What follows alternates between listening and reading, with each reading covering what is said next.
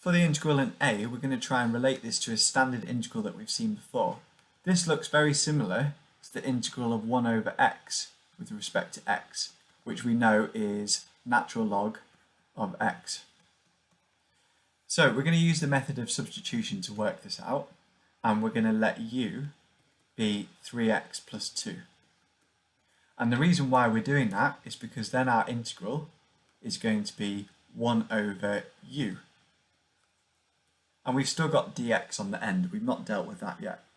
So just like in example 3, the problem with this is we want du on the end. We want to integrate with respect to u. So what we're going to do is we're going to work out du by dx. So if we differentiate u with respect to x, we get 3. So we're going to rearrange this equation here to get an expression for dx. So we know that du, if we multiply both sides by dx, is equal to 3 dx. And then if we divide both sides by 3, we find that dx is equal to a third du. So the reason why we've done that is because now we can replace dx with a third du. And now we've just got an integral that's in terms of u. Now the problem is we've got a definite integral here with x limits. So our x limits are from x equals 0 up to x equals 1. It's really important that if you write the limits where everything is in terms of u apart from the limits which are x limits, that you write x equals, because otherwise if you wrote 0 and 1 it would look like you want to integrate from u equals 0 up to u equals 1 because the rest of the integral is in terms of u. So the problem is we're mixing up u and x's here. Everything is in terms of u apart from the limits. So once you've done your substitution, we're going to look at two different methods of dealing with the limits. So one method would be to completely ignore the limits until the end.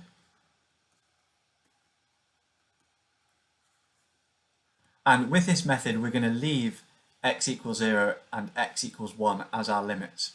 So if we ignore the limits, then we're just going to have the integral of 1 over u times by a third du. So I'm going to take the third out of the integral, but you don't need to if you're confident with integrating this. So we're going to have a third integral of 1 over u du. And we know the integral of 1 over u with respect to u is natural log of u.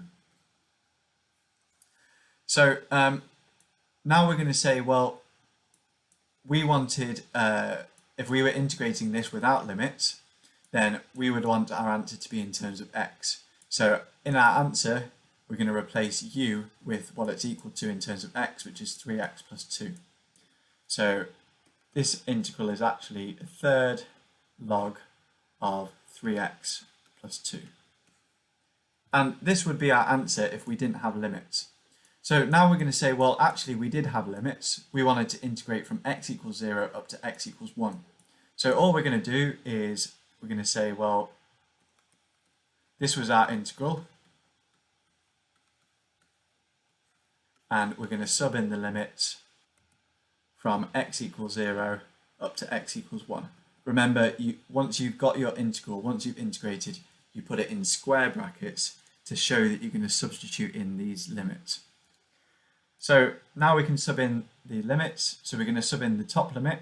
We're going to get a third log of 5. And then subtract, what do we get when we sub in the bottom limit? If we sub in the bottom limit, we're going to have a third log of 2. So this is our answer for the definite integral. And I'm going to take a third outside of a bracket, and we'd have log 5 minus log 2. And I'm going to neaten this up a little bit. If I've got one log subtract another log, I know that I can turn that into a single log, like that. The second option at this point would be to change the limits to u limits.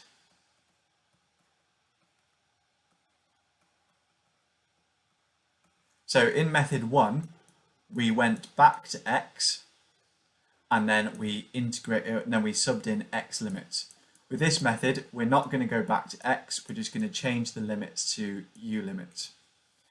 So remember, we know that u is equal to 3x plus 2. So what we're going to do is we're going to say, well, let's work out what u is equal to when x equals 0. And instead of saying our lower limit is x equals 0, we'll say u is equal to something.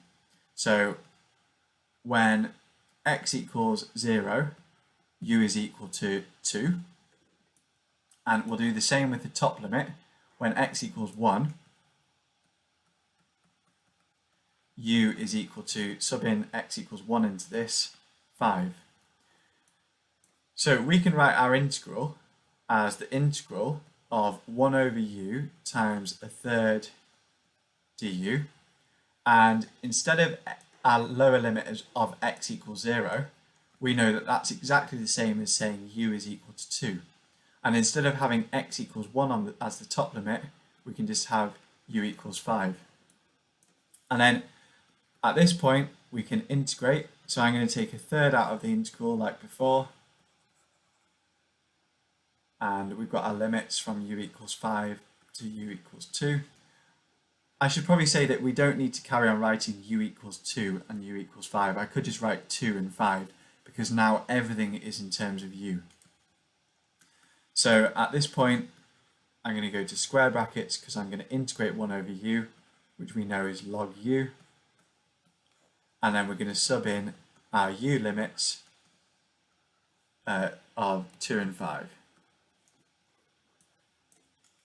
And if we do that, we're going to get a third log 5 minus log 2, which we got before.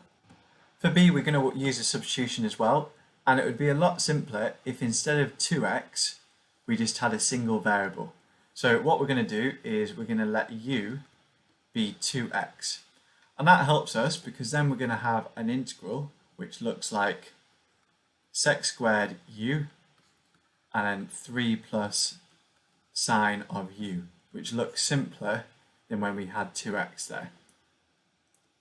Now the problem is, the same as before, we've got dx and we want du, so we're going to have to work out du by dx, which is equal to, if you differentiate u with respect to x, we're going to get 2.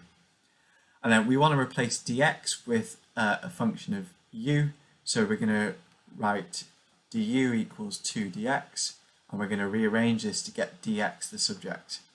So dx is equal to a half du. So that helps us because now we can replace dx with a half du. So now we've got an integral with everything in terms of u, which we know how to integrate. I'm going to take the half outside of the integral, and I'm going to multiply out the bracket. So we're going to have 3 sec squared u plus sec squared u sine u du. Sec squared we know how to integrate because we know that tan differentiates to sec squared. So if you integrate sec squared, you get tan. And remember, if you forgot that in your formula book, you can see it in the differentiation section that tan differentiates to sec squared. So if you go the other way and integrate sec squared, you get tan. But the second term is slightly more complicated. Certainly you haven't seen an integral that looks like that before. But what we can do is we can try and get it into something that we do know. So sec squared u is 1 over cos squared u. And actually at this point, this is very similar to one of the first examples that we did.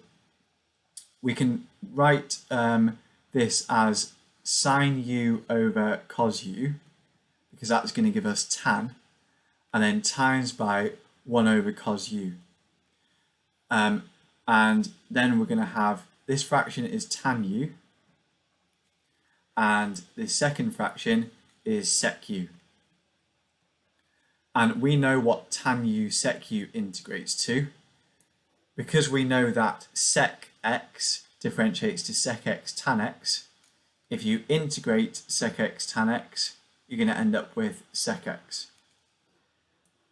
So I'm going to rewrite that. I'm going to leave the half outside the integral. So we've got 3 sec squared u and then plus tan u sec u du.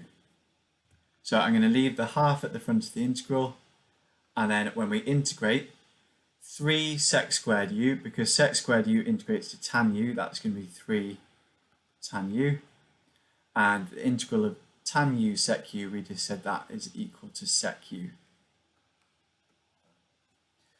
And then our final job to do is we want our answer in terms of x, because everything was in terms of x, so we just need to replace u with 2x. So this is going to be a half 3 tan of 2x plus sec of 2x. And we could leave it like that, or we could expand this square bracket to get 3 over 2 tan of 2x plus a half sec of 2x. And it's a good idea, once you've done that, we can differentiate our answer and check using the chain rule that we do get back to the function that we were integrating.